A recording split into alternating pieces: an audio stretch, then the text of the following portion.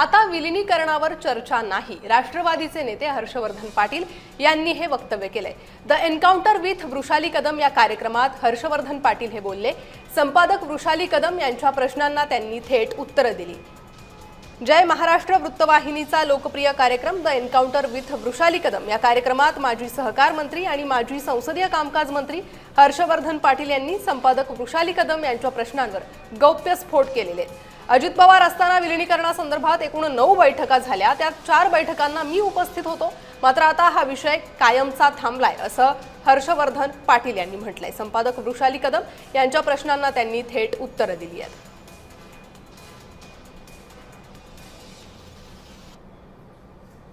तुमचा पक्ष आणि अजितदादांचा पक्ष यांचं ह्या संदर्भात चर्चा सुरू होती, विलिनीकरण होणार होतं, खरंच होणार होतं का, काय नेमकं होतं आणि का ते आता सध्या रखडले?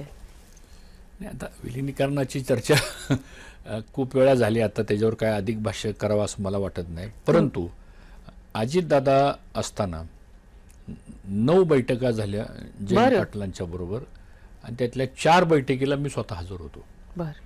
आणि ही गोष्ट खरी आहे की अजितदादाची मनापासूनची इच्छा होती की सगळ्यांनी एकत्र आलं पाहिजे आता आणि हा वादविवाद सगळा संपवू आपण आणि अजून चांगली ताकद जर आपली वाढली तर अजून आपण चांगलं काम लोकांसाठी करू शकतो। पण दुर्दैवानं चर्चा पण झाली, त्या सगळ्या वृत्तपत्रात बातम्या आल्या, पण मी त्याचा एक विटनेस आहे की हे सगळं डिस्कशन झालं होतं आणि मग जिल्हा परिषदच्या निवडणुका झाल्यानंतर दोन्ही पक्षांनी आपापले मेळावे घ्यायचे आणि एकत्रित मर्ज करायचं आणि एकत्रित येऊन हा पक्ष पुढं काम करायचं अशी चर्चा झाली होती। पण दुर्दैवानं 28 तारखेला दादांचं अपघाती निधन झालं आणि त्यानंतर मग सगळी सिच्युएशन बदलत गेली। त्यामुळे आता मला असं वाटतं की विलिनीकरणाच्या संदर्भामध्ये आता दोन्ही बाजूकडून सांगण्यात आलेलं आहे की तो काही विषय चर्चेचा राहिलेला नाही।